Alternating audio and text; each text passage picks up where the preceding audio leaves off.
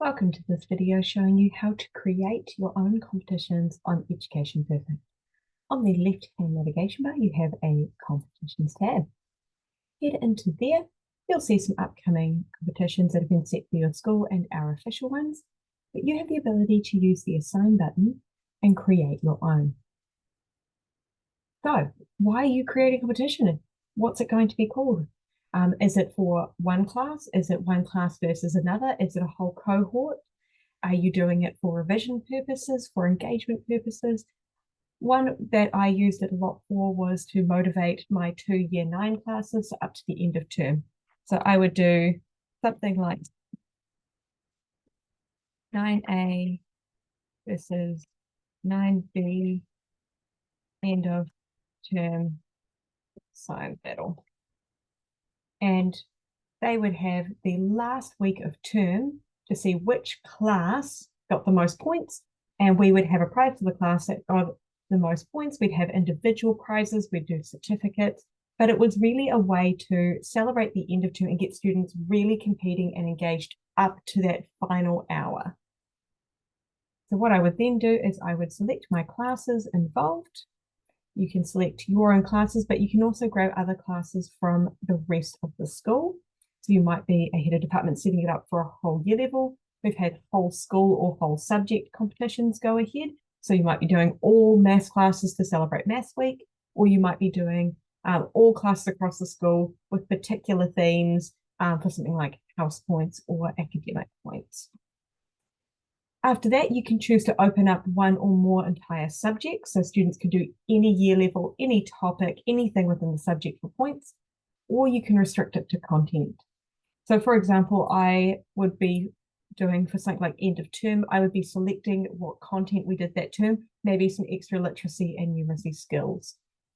So for example, if it being term 1, we'd done material world, I might choose everything in material world that we had covered. I might go through and take some things out. I might take out some things like pre-built assessment banks. Maybe I want to leave that in, but really it is up to you to choose which you've got. And then I might decide, actually, they can do some literacy skills as well. And you might have your own custom content, like maybe I want to open up the oceans content that's available that my school has created as well. So you can choose any folders or any subfolders that you wish to utilize. Once you've got all your lessons selected, confirm, and that creates a folder. It lets you know how much work is in there. So it's 3 days worth of work. So that's if students working continuously for 3 days. So it lets you know you have a lot of work in there to do a week's worth of competition. I'm going to make sure students' progress is reset so they can get points for redoing work that's already been assigned as a task or a vocab list. So they actually get motivation to redo things for revision or to explore things as well. And then set your time. So if it was going to be the last week of term, I'd probably be planning ahead and looking at this last week, but opening it up from Monday before school to Friday after school or end of the school day to making sure, so I can make sure it goes a whole week. So maybe I want to close it off at 3 p.m. because I've got the school, I've got maybe I have the classes last period, or I have some students last period, and at 3 p.m. when it closes off, I can get the final results and send out winners and information because it will all be there instantly. Then for certificates, if I want to type to school achievements or anything like that, or I want to set goalposts for motivation, you can change the point numbers. So maybe 500 points, it's about 2 hours worth of work. Be a good first place to go, maybe some nice round numbers. And maybe I want about an hour, well, it's only 5 days, so try and set some goalposts that sort of fit the time frame and the level of effort or hours. Trying, ideally, if I was doing 5 days, I might not want to do more than an hour in a day to get gold. And then create the competition. Once it's done, you'll be instantly given a link, and you can copy that link and put it onto your student management system or share it straight to Google Classroom. You can still go back and edit this competition as well. Be aware some content will not be able to be changed once the competition begins. You can always add more, but once the competition's open, you can't just remove content students have already earned points on. And you can make some other changes as well.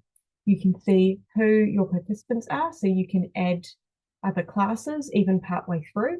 So other classes want to join in, great, you can add them in even if the competition started.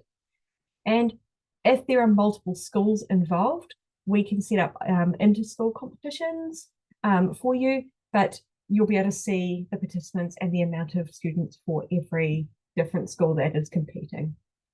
And finally, the results tab, you link to the full school board, but this looks empty at the moment because the competition is not open. But once it is open, you'll see it live updating, and you get a link to that full school board, which is the same link that we were able to share earlier. And this will let you know, first of all, when the competition is starting, but also once it starts, how much time is remaining.